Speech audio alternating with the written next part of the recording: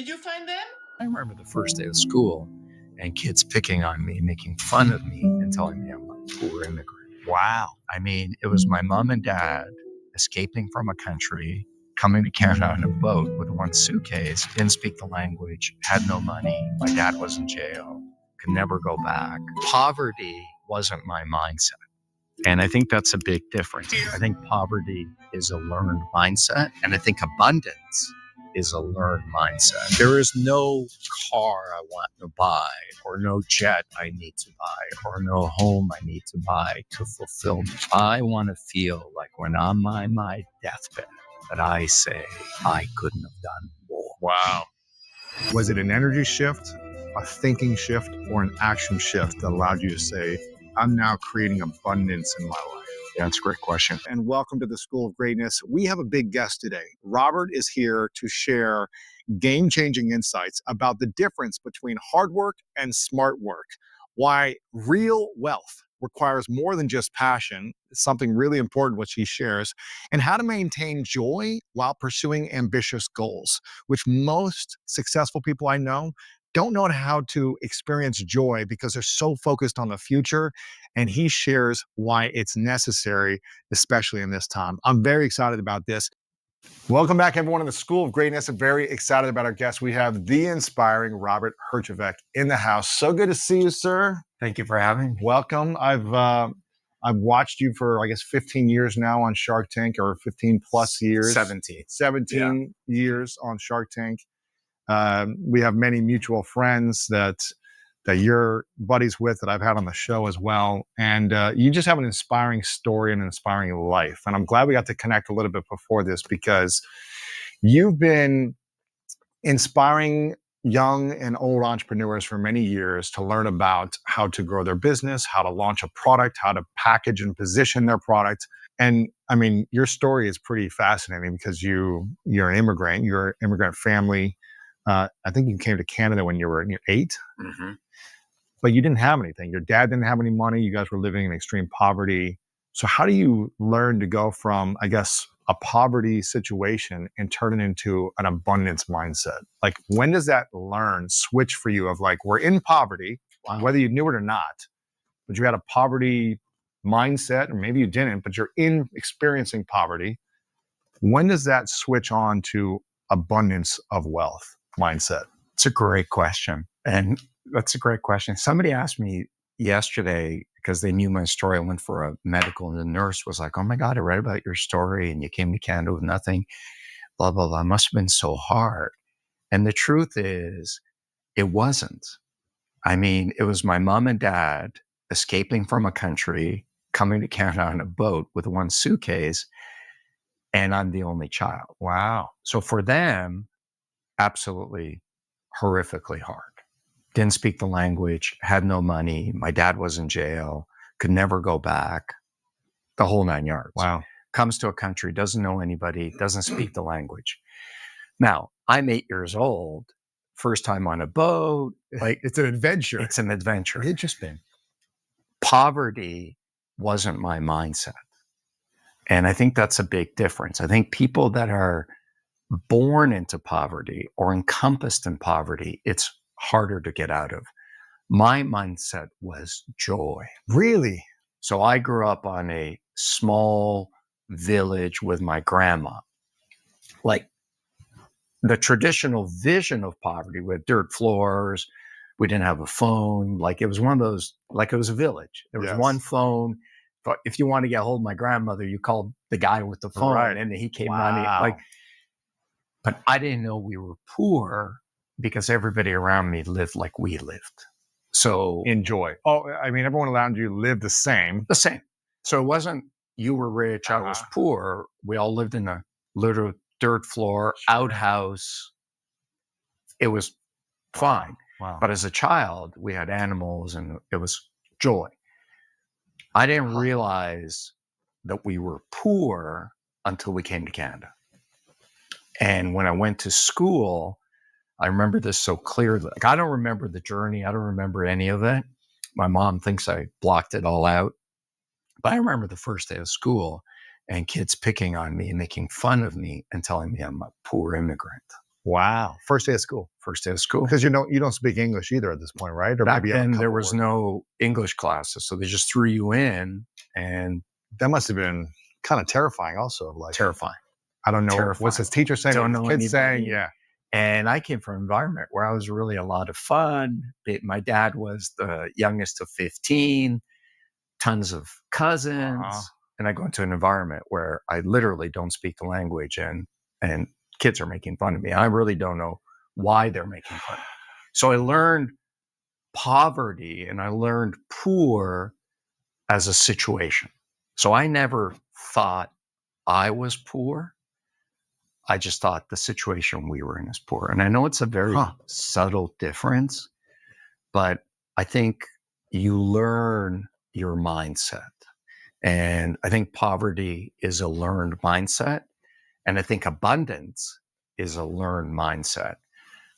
I didn't learn a wealth mindset until later on. And I always think if I would have learned an abundance mindset sooner, I would be much wealthier today. Wow. So what is a poverty or poor mindset versus a wealth or abundance mindset? What do they both encompass? The beginning for me is a poverty mindset is when you believe you're poor, or you believe that you are the cause of the situation you're in, or you believe that external circumstances have made you what you are. I never believed I was poor. I just believed our current situation was poor. Really? So I got to a point where I didn't want to be in that situation anymore. But there was nothing wrong with me. My mom loved me. I was a good human being. I just had to get out of the situation. So how do you learn then to get out of a situation of, I guess, poverty or not having a lot? How do you learn this? Is it a skill? Is it a shift of energy? Is it a shift in thinking that allows you to get out of that situation? Is it a shift of, I need to act in a different way? I need to become something different in order to create abundance? What does that shift look like? Yeah, that's a great question too. I think. And how old were you when you were like, okay, I'm not poor personally, but I'm in an environment that isn't thriving? Probably around 12. Okay. Because it was just such a crappy environment, and we had no money. And at that point, I'd been poor in my mind for 4 years, and we constantly moved schools. So, when you're an immigrant, you make a little bit of money, you live in a crappy apartment, you make a little bit of money, you live in a better apartment, and so on. So by 12, I'd gone to like 3 different high schools, and my dad worked unbelievable amount of hours, like 2 shifts, and manual labor, I'm assuming, contractor, blue collar, factory, swept floors. I mean, eventually he became a millwright, taught it himself. Somebody gave him an opportunity, and they paid off their house, which was the immigrant dream. Right. But I think at 12, I'd been living like that for 4 years. And we went to a better high school. And every time we went to a better school, the kids around me had more. They're richer. Yeah. You're like, so I've got a little more, but they've got a lot more. So I'd be like, I'd be in this high school and we'd make a little bit of money, and I was poor, but the other kids weren't that much better off. Yeah. And then we moved to a better house, and now the kids were way better off. And I was just like, wow, I'm never going to get out of this cycle. How do you get out of this cycle? And do you feel like you've gotten out of that cycle at this season of your life? Because now, as you start to generate wealth, you're around people that have $1 million, then $100 million, then billions. And you're like, do you find yourselves kind of still in that at some time? Very, very true.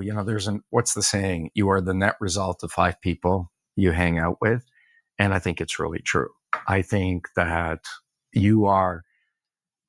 it's very, very, very rare and hard to raise yourself up on your own. I think if your environment, your parents, your friends are constantly pulling you back, it's hard to keep going. Like I think back and I think none of my friends I grew up with ever made it. And it would have been so easy to stay there. But I think as you do more and you get more, your circle influence and your friends becomes wider. Right. So when was that switch then for you? You're 12, you start to become aware that, okay, we're moving around, but I'm still in this poor environment compared to everyone else around me. Was it an energy shift, a thinking shift, or an action shift that allowed you to say, I'm now creating abundance in my life? Yeah, that's a great question. For me, it was an energy shift. Now, I've always been pretty high energy, right? So I've always been like, go, go, go, go. What I didn't realize at the time was I was looking for external things to make me better. It took me a long time to realize I can't take external things to make me better until I become better. Mm-hmm. You know, I always say, show me a small business in trouble and I'll show you an entrepreneur in trouble. Wow. It's very, very difficult to disassociate a lazy, unmotivated entrepreneur with a highly successful business and vice versa. And that was me at 12. I was just pure energy bouncing off the walls. You know, like we talked about, I wanted to be a detective. I wanted to join the FBI. I wanted to be an actor because immigrants think if you're on TV, you're rich. You're making money, yeah. Like I just wanted not to be poor, but I didn't know how to be rich. Interesting. And I understand that mindset. And it, as corny as it sounds, it always starts with you. It always starts with discipline. It starts with habit. It starts with learning. So what did you start learning to support you from going to poor to abundance mindset? Sales. Really? Yeah. Sales. People always think I'm wealthy because I'm really good at computers. And I am. I'm probably one of a handful of the top cyber people in the world. Mm-hmm. But I'm not wealthy because of my knowledge of a task. I'm wealthy because of my knowledge of sales and how to sell what I'm doing to other people. What was the first lesson you learned in sales, or the first sale you ever made in life? You can't force somebody to buy something they fundamentally don't need. And I was very lucky that way because if I would have been taught the used car salesman-y schlocky way, I mean, I was just hungry for knowledge. Like I would have gone any way. Mm. Like I always think if somebody would have taken me under their wing and they were like a con man, I would have been a con man, right? I was just very lucky. Like you and I talked about it. I got to learn from a guy named Harry Rosen, who was a legend in Canada, owned the biggest men's, and he was just a nice human being. So I went there to buy a suit, and it was like, this is a long time ago, it was like $1,200. And you're like, this is crazy. And I'm like, oh my God, I can't afford $1,200. Like, what's more money than I'll make this month, kind of. Wow. And the salesman said to me, you know, if you work here, you get to buy one suit every 6 months at 50% off. Mm-hmm. So I was like, great. So I got a part-time job there. And I get a job there. And the guy who owns the place called Harry Rosen, now it's a multi-billion-dollar company, but Harry used to teach on Saturdays. If you showed up an hour before the store opened, he would teach you how to dress. That's cool. You'll love this. So, like, the guy's a legend. Uh-huh. It was like, even then, it was like the biggest shop in Canada. And he says, show up at 7:30 because the store opened at 9. And I'll teach you everything you need to know about dressing well and how to sell to men. And I'm like, I'm so excited. I leave. It was like a Wednesday. I show up on Saturday. Nobody there. Nobody there. So it's just him and I. Wow. No one else shows up. No one else shows up. So later in the day, I say to my buddy, hey, how come nobody showed up? You know what he says?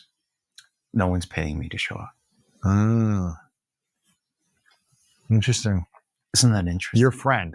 My friend. Yeah, the unless guy I'm who getting works at paid, the unless I'm store. going to, I go show up Yeah, at he's 9 like- because I get paid at 9. Yeah, I don't get paid. Interesting. I don't get paid. What I heard is I don't get paid. He said, I don't get paid to learn. Uh-huh.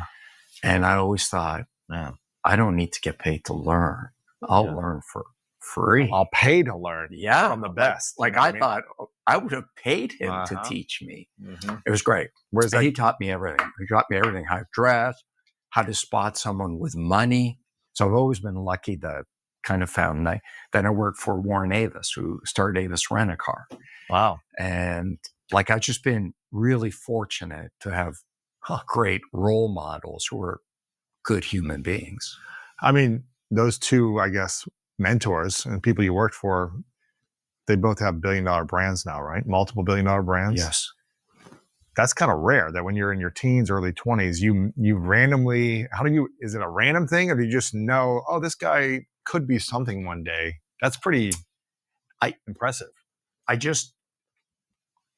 could have worked anywhere. I could have worked anywhere. Could have worked at a local restaurant or a barbershop, or that wouldn't have been this, mega billion-dollar business, but you worked for these two guys.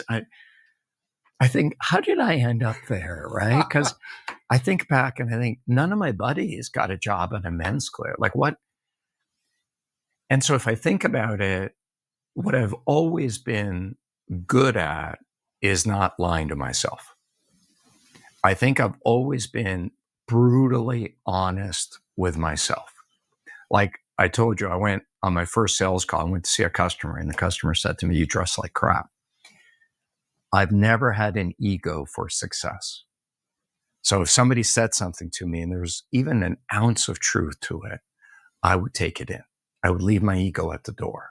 So when somebody said to me, "You dress like crap," it wasn't like, "Oh, I'm so offended. What are they talking about?" It was like, "Oh, do I dress like crap?" And then you go home and you look in the mirror and you're like, "Yeah, I dress like crap. How do I get better?" And then it just looked up the best men's store. Wow. So I've always had an ability, I think, to be honest with myself. There's a saying that the biggest lies in life we tell are the ones we tell ourselves.